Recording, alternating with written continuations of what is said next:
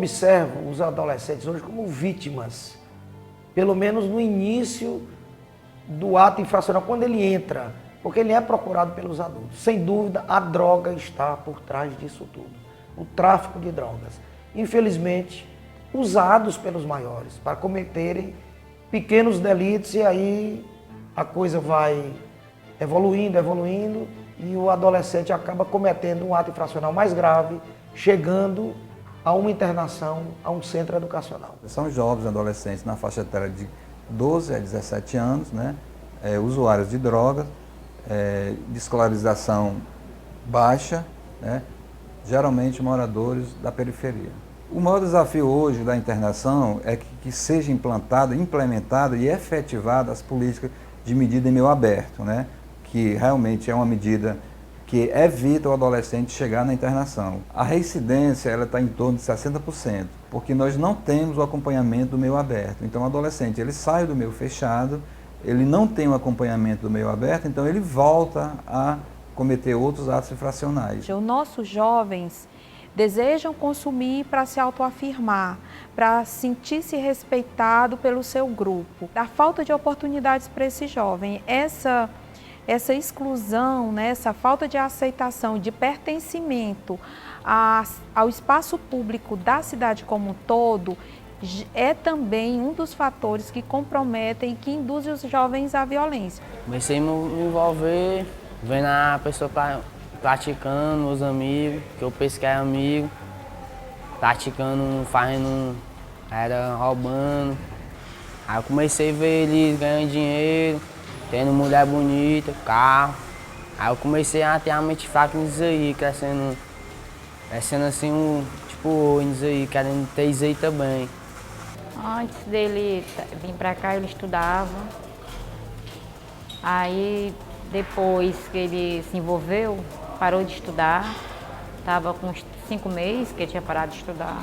E a gente não queria que ele se envolvesse com esse tipo de coisa. Tipo de droga, ninguém nunca gostou. Um outro ponto é com relação à desestruturação das famílias. A mãe hoje é quem tem a responsabilidade com os filhos. Os pais abandonam, se separam e ficam esses filhos com a responsabilidade exclusivamente da mãe de família. Os plantões que eu tenho acompanhado aqui aos finais de semana me deixam em pânico. Meninos com 13 anos de idade, armados, e que eu pergunto a esses jovens, qual é o seu projeto de vida? O que você quer ser quando você crescer? Nenhum tem projetos de vida. A pobreza, a falta de políticas públicas básicas de uma forma inclusiva, como a educação, a saúde, significa dizer que ela não teve acesso à maior parte das políticas públicas básicas. Ela não foi recebida no hospital público, ela não estudou, então ela teve seus direitos violados constantemente. E aí chega ao ponto daquela pessoa violar o direito de outra. Apesar de todos os avanços verificados nesses últimos anos na saúde, na educação, mesmo na consolidação dos direitos humanos em alguns países da América Latina, temos percebido um aumento da violência juvenil. Por quê?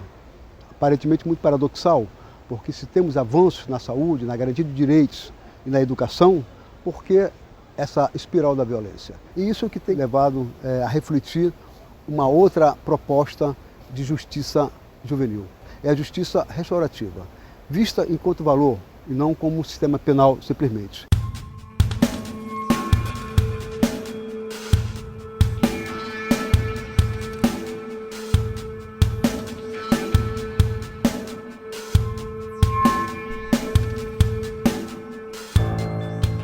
Aqui fica a convivência protetora, nesse bloco, onde são adolescentes que por um motivo ou por outro, eles não podem, não devem, não são aceitos pelos demais adolescentes. Então eles ficam nesse espaço, onde são cuidados, onde são protegidos de alguma agressão que possa acontecer pelos outros adolescentes. A internação não é boa. O ideal é que ele esteja na sua comunidade, no seu habitat, na sociedade, tendo plenas condições de desenvolvimento. Bom, antes de eu entrar aqui, bem antes eu estudava, morava com minha mãe. Aí, pronto, foi começando a dar amizade das escolas, né? Tinha muitas pessoas da escola que eram envolvidas com, sei lá, com tráfico, essas coisas. Aí eu comecei a me envolver com esse povo. E a vida que a gente leva lá fora, a gente só tem tempo para parar para pensar, né, se é realmente a vida que a gente quer, alguma coisa assim. Meus planos são outros, sair daqui, estudar, cuidar do meu filho, mas não sei, né. Quando a gente começa, né, a perceber os impactos da prática restaurativa no sentido, né, de resolucionar, né, esse conflito de uma forma onde a vítima pode ser escutada, né, o ofensor também nesse mesmo espaço, que tudo seja de comum acordo, né, até porque, focado no meio aberto, eles voltam para a comunidade, eles voltam para a convivência familiar comunitária e vítima e ofensor, eles vão se encontrar no seu meio ali, né? E se isso puder ser mediado, para que esse retorno ele seja feito dentro de uma comunicação não violenta, né, pensando aí numa perspectiva de resolver esse conflito e não intensificando talvez numa questão judicial que depende às vezes de uma sanção, de cronogramas de um judiciário, que em paralelo a vida desse sujeito está ativa na comunidade. Então a prática restaurativa eu entendo hoje como minimizar, como se fosse uma redução de danos mesmo para o modelo que a gente vem vivenciando, né, e como uma forma de dar uma resposta, escutando essa vítima, né, escutando também essa nascente do fenômeno de violência pelo olhar do ofensor e ver como a gente consegue resolver esse conflito.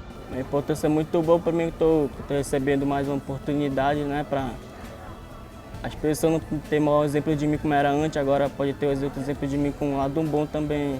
Eu estou pensando em mudar de vida, né, sair desse lugar, sair da vida que eu vivo, ser um homem trabalhador, uma pessoa trabalhadora, estudar também, né, que é mais importante estudar primeiro, depois ter minha família. Com relação a adolescente autor de ato infracional, cada dia cresce mais, aumenta mais.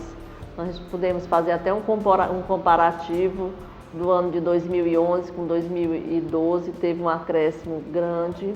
E pelo que eu estou vendo, assim, a tendência é aumentar se não houver um trabalho de educação, de políticas públicas para tirar esses meninos da rua. Eu acho que a falta de estrutura prejudica muito todos que moram aqui, tanto crianças, adolescentes e até os pais também. Eu acredito sim que a prevenção possa evitar com que esses jovens se envolvam com drogas e com a criminalidade, porque eu acho que a educação, quando uma pessoa conhece, tem um conhecimento grande sobre um assunto e sabe que é errado, ela não vai se envolver. A violência, eu acredito que vai diminuir muito quando colocarem algum tipo de programa nas escolas, o qual possa trabalhar na vida desses jovens.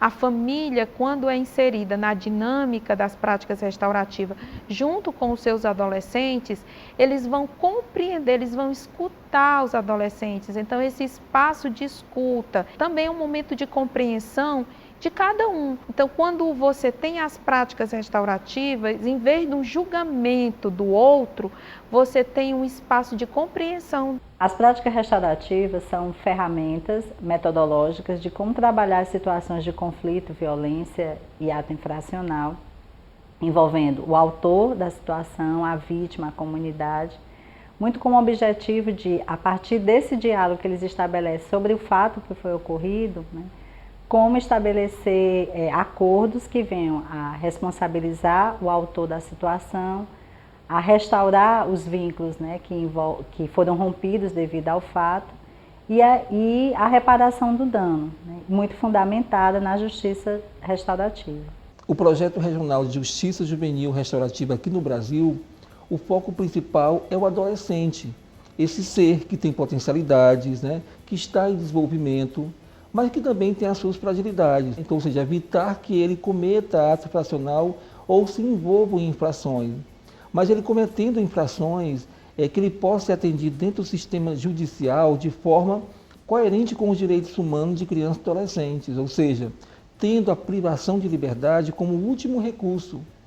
E que todo o atendimento dos atores que compõem o sistema de justiça seja feito sob um enfoque restaurativo, né? Ou seja, de como envolver esse adolescente para que ele não reincida no ato infracional, de como esse adolescente, ao cumprir uma medida socioeducativa em meio aberto, ele possa voltar para o convívio sadio e harmônico na sua comunidade de origem. A intenção e a nossa visão é que não é simples o processo de integração. Esse é o desafio da política pública no Brasil e é o desafio de quando a gente trabalha a política social no Brasil. Ainda mais quando a gente trabalha um conceito tão complicado de se trabalhar, porque ele tem tantas nuances, que é o conceito de justiça. Então, trabalhar esse conceito de justiça, e eu sempre uso muito a Amartya Sen quando eu penso esse conceito, ou seja, na ideia de justiça, no desenvolvimento como liberdade, porque é exatamente o que nós queremos. Se nós não trabalharmos o fortalecimento das instituições e o empoderamento no processo de protagonismo juvenil, nós não vamos mudar a realidade, mas nós não internalizamos nas mentes e nos corações das pessoas a possibilidade de fazer a diferença. Então a gente precisa fazer com que o nosso maior aliado sejam os adolescentes, no caso da prática juvenil. O futuro e as perspectivas para os próximos anos seria a consolidação das práticas restaurativas nos estados em que atuamos. Gostaríamos de ver esses estados desenvolvendo a justiça juvenil restaurativa, não só dentro do sistema de justiça, mas também em suas comunidades, nas suas escolas, de modo a prevenir a judicialização e a implicação do adolescente com o mundo do crime.